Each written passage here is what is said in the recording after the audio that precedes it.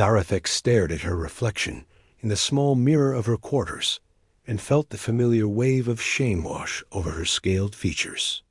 Her amber eyes glowed softly in the dim light, and the raised ridges along her cheekbones caught shadows. That made her face look even more alien and frightening. She pulled the dark veil across her face, hiding everything except her eyes, and took a deep breath that rattled slightly in her chest. The assignment orders still lay on her desk, marked with the official seal of the Galactic Council. She had read them so many times that she knew every word by heart. Diplomatic liaison to the human research vessel New Horizon. 3 months of close contact with the species known throughout the galaxy for their fear of anything different. Their history of violence against those who did not look like them. Their tendency to judge everything by appearance alone. She had tried to refuse the assignment, but her supervisor made it clear that this was not her request. The Velinari needed better relations with humanity, and someone had to take the first step. That someone, unfortunately, was her. The transport ship shuddered as it approached the human vessel, and Zarathek gathered her few belongings. She had packed light, bringing only the essentials and her collection of veils in different colors. She would need them all if she was going to survive 3 months among humans without causing panic or disgust. The docking bay of the New Horizon was bright and clean, with white walls that seemed to glow under the artificial lights. Zarathek stepped off the transport and immediately noticed how the human crew members nearby stopped their work to stare at her. Even with her face covered, her reptilian features were obvious. Her scaled hands, her unusual height, the way she moved with the fluid grace of her species. A woman in a blue uniform approached her with a smile that looked forced and professional. Captain Nina Rodriguez, according to the name tag on her chest. She was shorter than Zarathek, with dark hair pulled back in a neat style, and eyes that seemed kind but cautious. "Welcome aboard the New Horizon," the captain said, extending her hand in the human gesture of greeting. "I am Captain Rodriguez. We are honored to have you join our mission." Zarathek took the offered hand carefully, aware that her scaled skin might feel unpleasant to touch. The captain did not pull away or show any sign of discomfort, which was more than she had expected. "Thank you for accepting me aboard your vessel," she replied, her voice slightly muffled by the veil. "Your quarters are ready, and we have tried to make them as comfortable as possible for your species," the captain continued, gesturing toward a corridor. "Dr. Martinez will be your primary contact during your stay. He is our head of xenobiology and has been looking forward to meeting you." They walked through the corridors of the ship, and Zarathek noticed how the humans they passed reacted to her presence. Some stared openly, their faces showing curiosity mixed with uncertainty. Others pretended not to notice her, but she could feel their eyes following her as they moved past. A few smiled and nodded politely, but she could see the tension in their shoulders, the way they held themselves ready to move away quickly if needed. Her quarters were in a section of the ship that seemed quieter than the rest, with fewer people moving through the hallways. The room itself was larger than she had expected, with adjustments made for her different physiology. The bed was longer and wider, the desk was at the right height, and the lighting could be dimmed to levels more comfortable for her eyes. "Doctor, Martinez will meet with you tomorrow morning to discuss your research collaboration," Captain Rodriguez said before she left. "Until then, please feel free to explore the ship and familiarize yourself with our facilities. The crew has been briefed about your dietary needs, and the kitchen can prepare appropriate meals." Alone in her quarters, Zarathek removed her veil and looked around her new temporary home.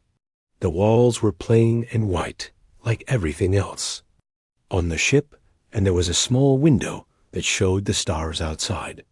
She had spent her whole life looking at those same stars from her homeworld, but they looked different from here, colder and more distant.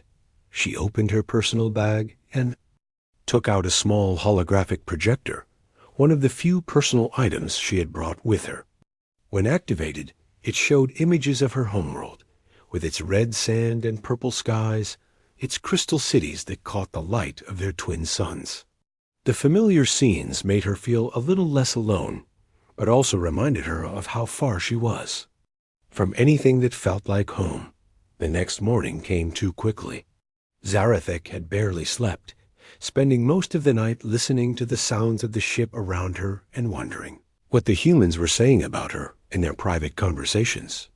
She put on a fresh veil, this one a deep blue that she hoped might seem less threatening, and made her way to the science laboratories. The lab was a large room, filled with equipment she did not recognize, displays showing data in human languages, and workstations arranged in neat rows. Several humans were already at work, and they looked up when she entered. She could see them trying not to stare, turning back to their tasks a little too quickly. "You must be Zarathek," said a voice behind her, and she turned to see a man approaching with a genuine smile. He was tall for a human, with dark hair and eyes that seemed warm and interested rather than fearful. "I am Luke Martinez. I have been excited to meet you ever since we received word of your assignment." Luke extended his hand just as the captain had done, but when Zarathek took it, he did not let go immediately. Instead, he looked at her scaled fingers with what appeared to be fascination rather than disgust. "The texture is remarkable," he sighed, running his thumb gently over her knuckles. "The scales have such an intricate pattern. Is this common among all Velinari, or does it vary by individual?" Zarathek was so surprised by his reaction that she almost forgot to respond. In her entire life, no member of another species had ever shown interest in her physical characteristics without immediately pulling away in discomfort. "It varies," she managed to say. "Each Velinari has unique scale patterns, like human fingerprints." "Fascinating," Luke said, finally releasing her hand, but continuing to study her with obvious scientific curiosity. "I have read everything available about Velinari physiology, but there is so little detailed information.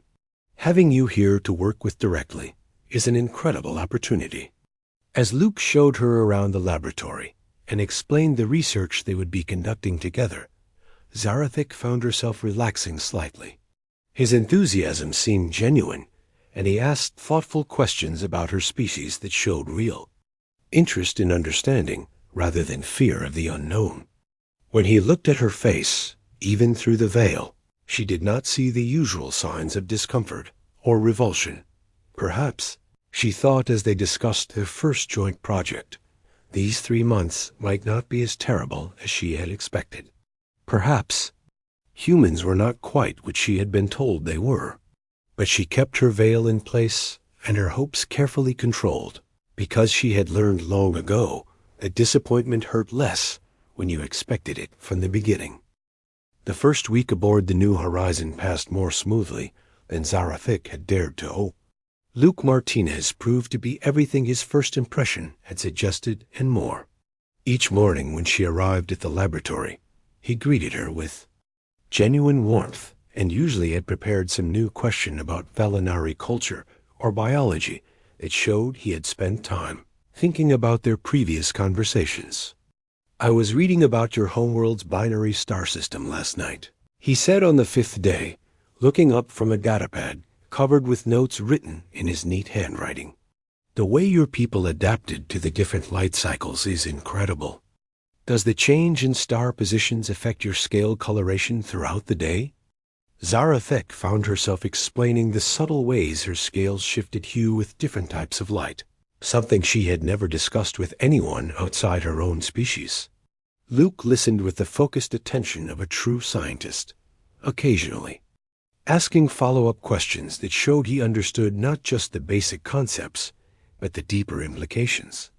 What surprised her most was how he seemed to see beauty in characteristics that other species found disturbing. When she demonstrated how her inner eyelids protected her eyes from bright light, he watched with obvious fascination. "That is amazing," he said. The way the membrane moves is so smooth and efficient. Human eyes are so limited compared to yours. As the days passed, Zarathik began to observe the human crew more carefully during her movements around the ship. What she saw challenged everything she had been taught about their species. In the mess hall, she watched humans of different skin, colors sitting together, sharing meals and conversation without any apparent tension. She saw a woman with markings on her skin that she learned were called tattoos, and instead of being shunned for altering her appearance, she was clearly respected by her colleagues. Chief Engineer Maria Santos had designs covering both arms in intricate patterns of black and blue ink. When Zarathik asked Luke about this practice, he explained that humans often decorated their bodies as forms of self-expression or to mark important events in their lives. Maria's tattoos tell the story of her journey from a small town on Earth to becoming one of the best engineers in the fleet, he said with obvious admiration for his colleague. Even more puzzling was Navigation Officer Ben Thompson, who used a mechanical device to help him walk. On her homeworld, physical differences were often seen as weaknesses to be hidden, but Ben moved through the ship with confidence, and his fellow crew members actively made sure he was included in all activities.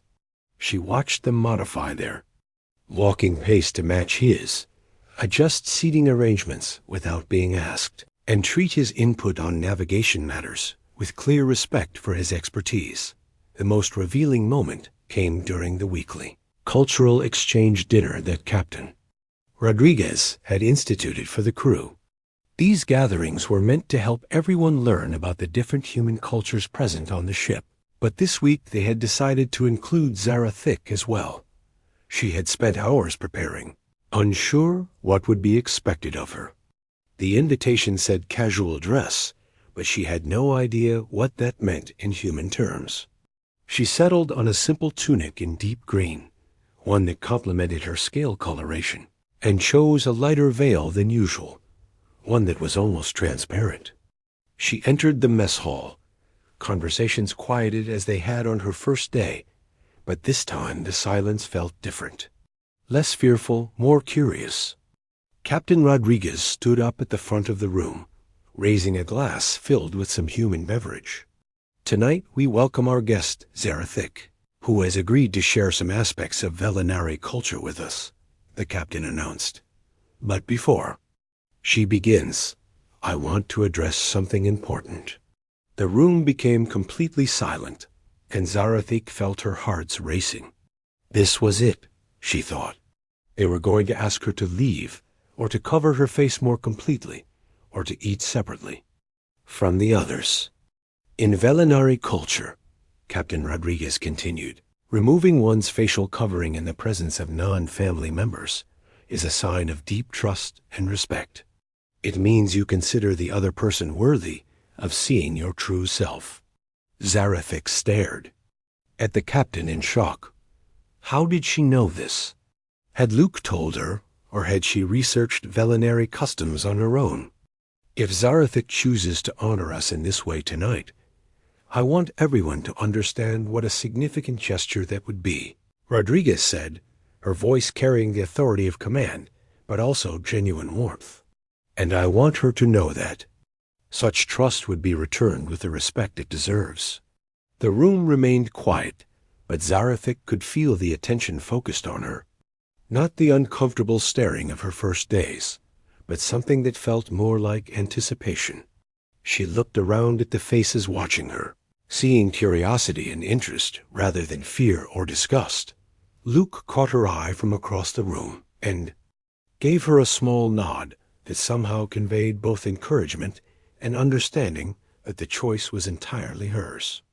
She realized that he had never asked her to remove her veil, never pushed her to reveal more than she was comfortable sharing, even though his scientific mind must have been intensely curious.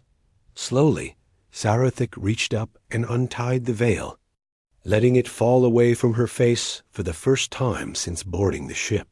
The silence in the room seemed to stretch forever as the humans got their first clear look at her features. Her scaled skin, her glowing amber eyes, the pronounced ridges along her cheekbones and forehead that marked her as unmistakably alien. Then Captain Rodriguez raised her glass higher and said, "To Zarathik, for trusting us with her true face." "It is an honor." The entire room erupted in applause and raised glasses, and Zarathik felt something break loose inside her chest. These humans, these supposedly prejudiced and appearance-obsessed beings, were celebrating her decision to show them her face. They were treating it as a privilege rather than something to be endured. Throughout the rest of the evening, crew members approached her to ask questions about her homeworld, her culture, her experiences traveling between star systems. They listened to her answers with genuine interest, shared stories from their own diverse backgrounds, and treated her as simply another member of the crew rather than an exotic curiosity. Luke brought her a selection of teas from Earth, each one carefully chosen based on his research into Velinari dietary restrictions. "I thought you might like to try these," he said, setting down small cups with different colored liquids. "This one is made from flowers that only bloom at night, and this one comes from leaves that change flavor based on the temperature of the water." As she sipped the unfamiliar but pleasant drinks, Zarathik found herself telling Luke about the tea ceremonies on her homeworld, the way different brews were used to mark seasons and celebrations. He listened with the same intense focus he brought to their scientific work, occasionally asking questions that showed he was connecting her cultural explanations to things he had observed about her behavior. "You always pause before tasting anything." "No," he observed. "Is that part of a ritual or just natural caution?" "Both," she admitted. "We believe that taking time to appreciate food or drink before consuming it shows respect for whatever gave its life to sustain us. But also, our senses are more sensitive than yours, so we need a moment to process all the information we receive."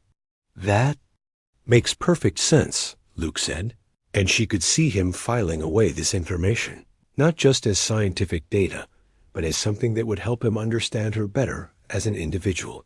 When the evening finally ended and Zarathik returned to her quarters, she looked at herself in the mirror without immediately reaching for a veil. Her face looked the same as it always had, scaled and ridged and unmistakably alien, but somehow the reflection seemed different. Less shameful, more simply herself. For the first time since leaving her homeworld, she went to sleep without dreading. The next day, these humans were not what she had expected them to be, and perhaps that meant other things she had been taught about them might be wrong as well. Perhaps there was more to learn here than just scientific data and diplomatic protocols. Perhaps there was a chance to discover something about herself that she had never known existed. The second month aboard the New Horizon brought changes that Zarathik had not anticipated. Her daily meetings with Luke had evolved from purely professional research sessions into something that felt more like conversations between friends. They still worked together on documenting Velinari physiology and its potential applications for interspecies medicine, but their discussions had begun to wander into topics that had nothing to do with science. Luke had developed a habit of bringing her tea each morning, not just the earth varieties he had shared during the cultural dinner, but new blends he created himself by mixing different leaves and flowers from the ship's botanical samples. He was careful to test each combination for compatibility with her biology, turning what could have been a simple gesture into another form of scientific collaboration. "This one has elements from 3 different worlds," he explained as he sat down a cup filled with pale gold liquid that steamed with an aroma like summer rain. "The base is from Earth chamomile, but I added leaves from the Centauri system that should complement your species' digestive processes, and flowers from Kepler 442b. That change flavor as they cool." Zarathik took the cup carefully, their fingers brushing briefly during the exchange. These small moments of contact had become more frequent over the weeks, and she had noticed that Luke never pulled away from touching her scaled skin the way most beings did. If anything, He seemed to find the texture interesting rather than unpleasant. "You do not have to create special blends for me," she said, though she was secretly pleased by the attention and effort he put into these small gifts. "The standard beverages are perfectly adequate." "Adequate is not the same as enjoyable," Luke replied, settling into the chair across from her workstation. "Besides, I find the challenge interesting. Your species processes certain compounds differently than humans do, so I have to think about chemistry in new ways." This was typical of how Luke approached everything about her culture and biology.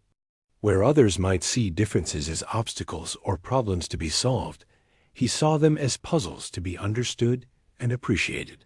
When she mentioned that Velinari literature was based on scent memory associations rather than visual imagery, he spent days researching aromatherapy and fragrance composition. When she explained how her people used bioelectric fields to communicate emotions, he built a device that could detect and translate the subtle electrical patterns her body generated. "Your contentment level has increased significantly over the past few weeks," he observed one morning, reading data from his bioelectric monitor. "The patterns show much less stress and anxiety than when you first arrived." Zarathik considered this information while sipping her morning tea. She had not consciously realized the change, but Luke was right. The constant tension she had carried since boarding the ship had gradually faded, replaced by something that felt almost like happiness. "I believe I am adapting to life aboard your vessel," she said carefully, not wanting to admit how much of her improved mood was directly connected to spending time with him. "Or maybe you are discovering that humans are not quite what you expected us to be," Luke suggested with a smile that made her hearts beat a little faster. Their research expedition to the nearby moon of Kepler 442c came about because of Luke's enthusiasm for studying crystalline formations in low-gravity environments. The mission required a two-person team to collect samples and conduct preliminary analysis, and Captain Rodriguez had approved their joint proposal without hesitation. The shuttle ride to the moon's surface gave them hours of uninterrupted conversation as they traveled through space together. Without the distractions of the ship's daily routine, their discussion wandered into more personal territory than ever before. "What made you decide to become a xenobiologist?" Zarathik asked as they watched the moon grow larger in the shuttle's front window. Luke was quiet for a moment, his expression thoughtful. "When I was a child, my family lived near a spaceport on Earth. I used to watch the ships arrive and wonder about all the different beings who traveled between stars. My parents thought it was just a phase, but the curiosity never went away. I wanted to understand how life could develop in so many different ways across the universe." "And now you spend your career studying aliens like me," Zarathik said, though. There was no bitterness in her voice. "You are not just an alien to me," Luke said, turning to look at her directly. "You are Zarathik. You are someone who thinks deeply about philosophical questions, who appreciates ancient poetry, who makes this small sound of approval when she tastes something she likes. The fact that you happen to be from a different species is interesting, but it is not the most important thing about you." The simple honesty in his statement caught her off guard, and she found herself sharing things she had never told anyone. She talked about growing up as part of a family that valued intellectual achievement above all else, about the pressure to excel in diplomatic studies, even though she preferred scientific research, about the loneliness of being one of the few Velinari willing to work closely with other species. Luke listened without judgment, occasionally asking questions that showed he understood not just her words, but the emotions behind them. When she described the isolation of always having to hide her true appearance around non-Velinari, he nodded with comprehension. "I think humans might be unusual in how much we value visual diversity," he said. "Most species seem to prefer uniformity, but we have always been attracted to differences. Different colors, different features, different ways of moving through the world." Maybe that is why your face does not frighten us the way it might other beings. The moon's surface was unlike anything either of them had seen before. Crystal formations jutted from the ground like frozen lightning, catching and reflecting the light of the distant stars in patterns that shifted as they moved. The low gravity made every step feel like floating, and they found themselves laughing as they adjusted to the strange sensation of weighing almost nothing. They worked efficiently collecting samples and recording observations, but they also took time to simply explore the alien landscape together. Luke showed her how to identify different mineral compositions by the way crystals split light, while she explained how Velinari navigation techniques could be adapted to map the complex cave systems they discovered when their shuttle experienced a power failure during the return trip. They were forced to make an emergency landing back on the moon's surface while waiting for the rescue team to arrive. The shuttle's life support would keep them safe, but they had several hours to spend in the cramped space together. "I am sorry this happened," Zarathik said as they settled in to wait. "Your research expedition has been ruined because of equipment failure." "Actually, I think this might be the best part of the whole trip," Luke replied, surprising her. "When else would we have hours to just talk without any other responsibilities?" They talked as the alien stars wheeled overhead, visible through the shuttle's small windows. Luke told her about Earth's ancient literature, sharing quotes from poets who had written about finding beauty in unexpected places.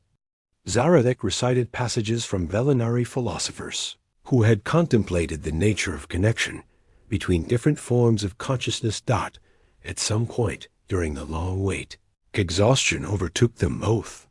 Zarathik woke to find herself curled up against Luke's side, his jacket draped over her shoulders like a blanket.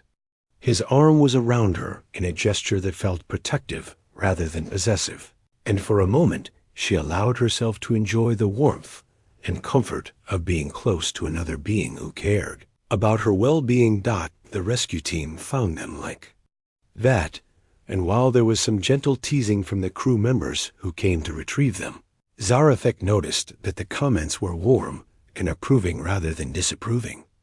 It seemed that the humans aboard the New Horizon had accepted not just her presence, but the possibility of friendship between different species. Back aboard the ship, word of their extended time together seemed to spread quickly through the crew. Zarathik noticed smiles and knowing looks when she and Luke appeared together in the mess hall or laboratory. Rather than feeling uncomfortable about the attention, she found herself hoping that their speculation might be moving in the direction of her own increasingly complicated feelings. She had begun to look forward to their morning meetings in a way that had nothing to do with scientific research. She noticed details about Luke that had nothing to do with his professional competence, like the way he hummed quietly when he was concentrating, or how he always made sure she had the more comfortable chair in whatever room they were working in. Most significantly, she had started to imagine what it might be like if their time together did not have to end when her diplomatic assignment was completed. The thought of returning to her homeworld and never seeing Luke again filled her with a sadness that surprised her with its intensity. For the first time in her life, Zarathik was experiencing something that felt like it might be love, and the object of those feelings was a human who seemed to see beauty where everyone else saw strangeness. She did not know what to do with these emotions, but she found herself hoping that Luke might be feeling something similar, and that the connection growing between them might be strong enough to. The third month aboard the New Horizon passed too quickly for Zarathik, each day bringing her closer to the inevitable end of her assignment. The diplomatic mission had been declared a complete success by both human and Velinari authorities, with plans already being made for expanded cultural exchange programs based on the positive relationships she had helped establish. But success felt hollow when it meant leaving behind everything she had grown to love about life among humans. She had found not just acceptance, but genuine friendship among the crew, and something deeper than friendship with Luke that she was still afraid to name directly. Luke seemed equally affected by the approaching deadline. Their conversations had become more intense, more personal, as if they were both trying to store up enough memories to last through whatever separation lay ahead. He had begun sharing details about his life on Earth, his family, his dreams for future research projects, all while carefully avoiding any mention of what would happen when she returned to her homeworld. "My parents want me to come back to Earth for a visit soon," he mentioned one evening as they worked late in the laboratory, organizing their research data for the final reports. "They have never understood why I choose to spend so much time in space, away from familiar things and familiar people." Zarathek looked up from the genetic samples she was cataloging, hearing something in his voice that suggested deeper meaning behind the casual comment. "Do you ever regret your choice to work among alien species instead of staying with your own kind?" Luke stopped what he was doing and turned to face her fully. "Never," he said with such conviction that she felt her heart skip. "The most important experiences of my life have come from connecting with beings who see the universe differently than I do. How could I regret that?" The intensity of his gaze made her look away, afraid that he might see too much of what she was feeling reflected in her eyes. These moments of near confession had become more frequent as their time together grew short, leaving her wondering if Luke might be struggling with the same complicated emotions that kept her awake at night. Captain Rodriguez called Zarathek to her office 3 days before the scheduled departure date. The meeting was brief and professional, covering the final details of her transport arrangements and the official reports that would be sent to both governments. But as Zarathek was preparing to leave, the captain's expression softened slightly. "I hope you know how much your presence here has meant to this crew," Rodriguez said. "You have changed how we think about interspecies cooperation, and I believe we have changed how you think about humans as well." "You have," Zarathek admitted. "Everything I thought I knew about your species has proven to be wrong." "Wrong in good ways, I hope," the captain said with a small smile. "And I hope you will carry that knowledge back to your people, along with the understanding that friendship between our species is not only possible, but beneficial for everyone involved." Zarathek nodded, though she knew that the captain's words only touched the surface of what she would be carrying back to her homeworld. How could she explain to her people that she had not just learned to tolerate humans, but had fallen in love with one? How could she make them understand that the thought of never seeing Luke again felt like losing a part of herself she had not known existed? On her final evening aboard the ship, Zarathek found herself drawn to the observation deck, where she had spent so many hours looking out at the stars and thinking about her place in the vast universe. The deck was usually busy during this time of the ship's cycle, but tonight it was empty except for her own solitary figure standing before the large viewing window. She wore her finest clothing, a traditional Velinari formal outfit in deep blue and silver that complemented her natural coloration and made her scales gleam like jewels under the soft lighting. It felt appropriate for what might be her final night among the humans who had shown her such unexpected kindness and acceptance. Lost in thought about everything that had changed during her time aboard the New Horizon, she did not hear footsteps approaching until Luke's voice spoke softly behind her. "I hoped I might find you here," he said, and she turned to see him standing a few feet away, holding something small in his hands. He was dressed more formally than usual, as if he too had recognized the significance of this final evening together. "I wanted to look at the stars one more time from this perspective," she replied, gesturing toward the view outside. "Tomorrow I will see them from the transport ship, and then from my homeworld, and they will look different from those places." Luke moved to stand beside her at the window, close enough that she could feel the warmth radiating from his body. "I have something for you," he said, holding out the object he had been carrying. "I made it during our expedition to the moon, from some of the crystal samples we collected." Zarathek looked down at his hands and saw a pendant unlike anything she had ever seen. The crystal had been cut and polished into a shape that seemed to capture light from multiple directions, creating patterns that shifted and changed as it moved. The metal setting was clearly handcrafted, with delicate engravings that reminded her of the scale patterns on her own skin. "Luke, it is beautiful," she breathed, reaching out to touch the pendant with one scaled finger. "But I cannot accept something so valuable." "Please," he said, his voice carrying an urgency that made her look up at his face. "I want you to have something to remember your time here, to remember that there are humans who see beauty in differences rather than reasons for fear." She started to protest again, but Luke continued speaking before she could form the words. "I have to tell you something," he said, his hands trembling slightly as he held the pendant. "I know you are leaving tomorrow, and I know that our species live very different lives in very different places, but I cannot let you go without being honest about how I feel." Zarathic's hearts began beating so hard she was sure he could hear them. "Luke, I have fallen in love with you," he said in a rush, as if the words had been building pressure inside him and finally burst free.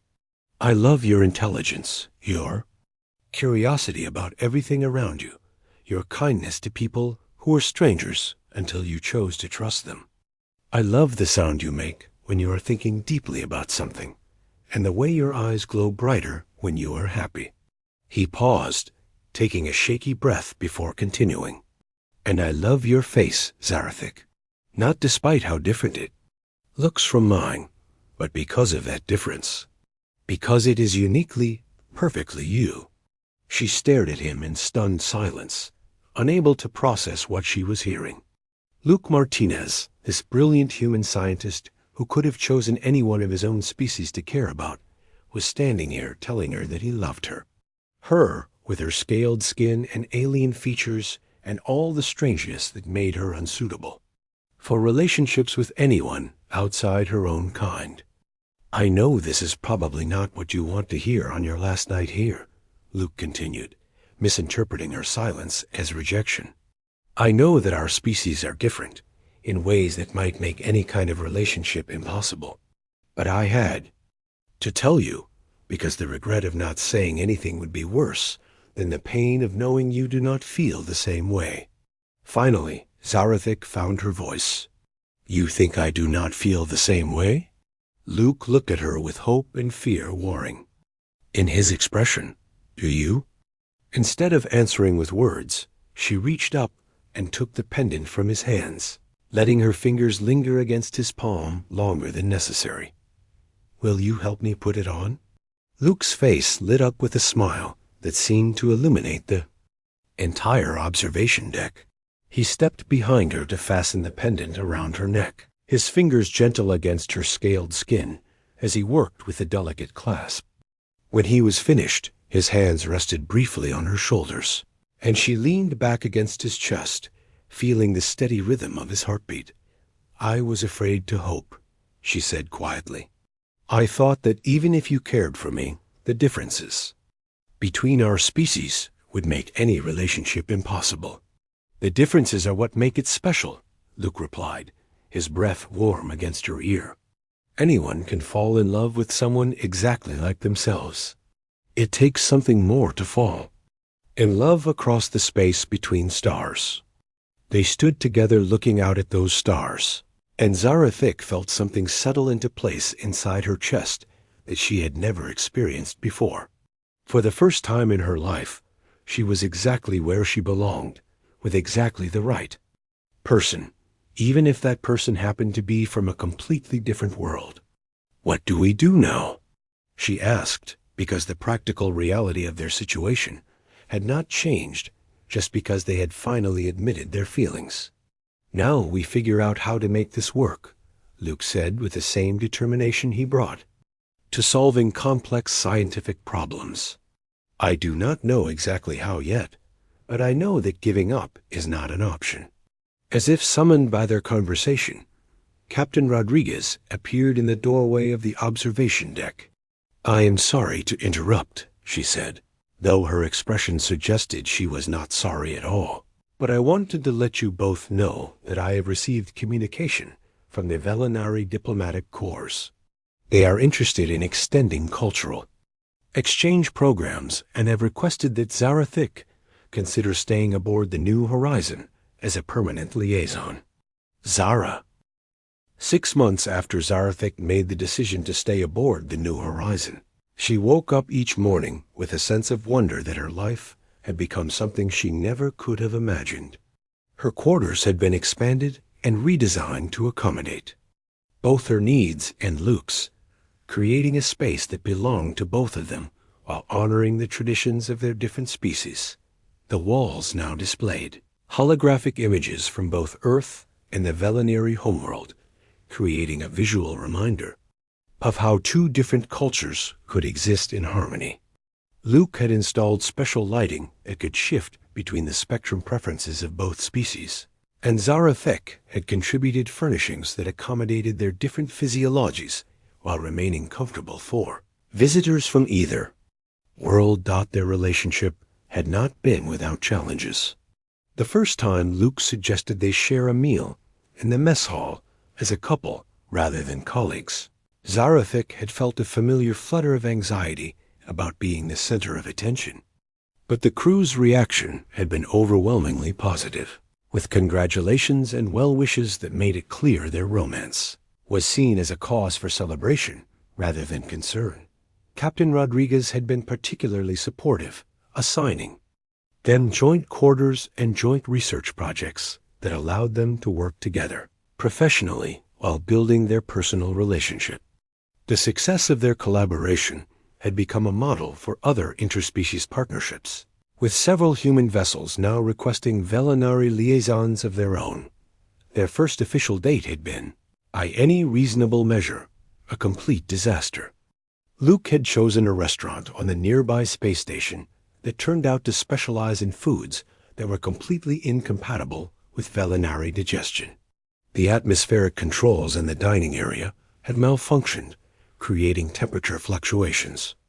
That left both of them uncomfortable, and a group of alien tourists at a nearby table had spent the entire evening staring and making rude comments about their appearance as a couple. But they had laughed through every mishap, holding hands across the table and finding humor in the absurdity of their situation.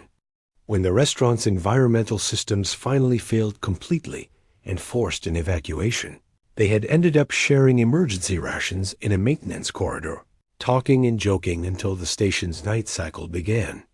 "I think this might be the worst first date in the history of interspecies relationships," Luke had said as they sat on the floor, eating nutrition bars that tasted like recycled metal.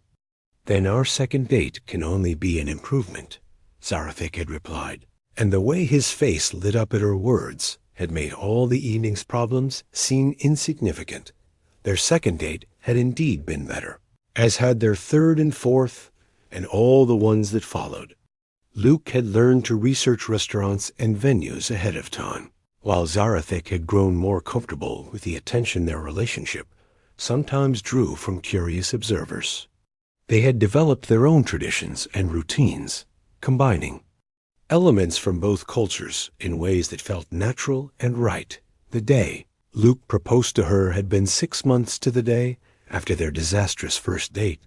He had chosen the observation deck where they had first confessed their feelings, but this time he had filled the space with flowering plants from a dozen different worlds, creating a garden that represented the diversity of life they both loved to study.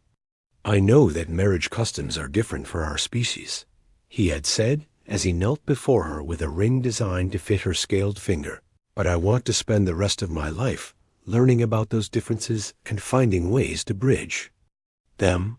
Will you marry me, Zarathik, and help me build something new that belongs to both of us?" Her answer had been yes before he finished asking the question, and the engagement ring he had designed for her incorporated both human and Velinari traditions. The central stone was a crystal from their moon expedition, set in a band engraved with patterns that told the story of their relationship in the symbolic language of her people, that the news of their engagement had spread quickly through both human and Velinary diplomatic channels, creating reactions that ranged from excitement to confusion to occasional disapproval. But the support they received far outweighed any criticism, particularly from the crew of the New Horizon who had watched their relationship develop from its earliest stages. Chief Engineer Maria Santos had volunteered to design their wedding ceremony, incorporating traditions from both species in ways that honored their backgrounds while creating something entirely new. The event would take place in the ship's main cargo bay, which could be reconfigured to accommodate guests from multiple species and provide the environmental controls needed for everyone's comfort. You are going to be the first interspecies couple married aboard a human vessel, Maria had explained as she showed them the preliminary designs. That makes this wedding historically significant, so we want to make sure it represents the best of both your cultures. The ceremony planning had become a ship-wide project, with crew members volunteering their skills and expertise to create something memorable. Navigation Officer Ben Thompson had composed music that blended Earth and Velinary harmonic traditions, while the medical team had worked with Zara Thick to design refreshments that could be safely enjoyed by guests from both species. 3 days before the wedding, Luke found Zarathic in their quarters, staring at herself in the mirror with an expression he had learned to recognize as deep thought mixed with uncertainty. "Are you having second thoughts?"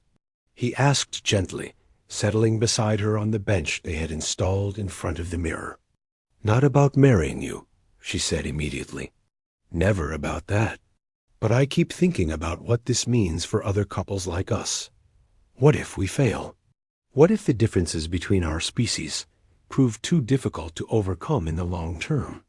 Luke took her scaled hands in his human ones, marveling as he always did at how perfectly they fit together despite their different shapes and textures. "Then we will figure out how to succeed," he said with the same confidence he had shown on that first night when they admitted their feelings. "And if we do fail, at least we will have tried something that no one else has been brave enough to attempt. The first interspecies marriage in recorded galactic history," Zarathic mused. "No pressure at all." "We are not responsible for representing our entire species," Luke reminded her. "We are only responsible for loving each other and building a life together that makes us both happy. Everything else is just politics." The wedding day arrived with perfect timing, as the New Horizon was docked at a major trade station that allowed guests from multiple worlds to attend. Zarathic's family had traveled from the Velinary homeworld, while Luke's parents had made the long journey from Earth. The guest list included diplomats, scientists, and friends from a dozen different species, all gathered to witness something that had never happened before. Zarathic wore traditional Velinary wedding garments in deep blue and gold, but with modifications that incorporated human customs as well. Luke wore formal human attire, but with accessories made from Velinary materials and decorated with symbols meaningful to her culture. They had written their own vows, combining promises and commitments from both traditions. "I promise to see beauty in our differences," Luke said as he placed the wedding band on her finger, "and to find strength in the love that bridges the space between our worlds." "I promise to trust in the future we are creating together," Zarathic replied as she performed the Velinary ceremony of binding, intertwining their hands with cords that symbolized the joining of two separate lives, and to never stop being. "Grateful for the day you saw my face and asked me to share my true self with you." Captain Rodriguez, who had been ordained specifically for this ceremony, pronounced them married according to the laws of both species and the regulations of the Galactic Council. The celebration that followed lasted well into the ship's night cycle, with music and dancing and storytelling from multiple cultures, creating a festival of diversity and acceptance. As the evening wound down and the last guests departed, Luke and Zarathic found themselves alone in their quarters, officially married and ready to begin the next phase of their unprecedented relationship. "So what happens now?" Zarathic asked echoing the question she had posed on that first night when they admitted their feelings. "Now we prove that love really can conquer any distance," Luke replied, pulling her close for a kiss that tasted like promises in starlight and the infinite possibilities that lay ahead of them. Years later, when other interspecies couples pointed to their marriage as proof that such relationships could succeed, Zarathik would always remember this moment. Not the grand ceremony or the political significance of their union, but the quiet intimacy of two beings from different worlds, choosing to build something beautiful together. Their love story had become legendary throughout the galaxy, inspiring others to look beyond surface differences and see the potential for connection that existed between all conscious beings. But for Zarathik and Luke, the most important thing was not their place in history, but the simple daily miracle of waking up each morning knowing they were loved completely and unconditionally by someone who saw beauty where others might see only strangeness.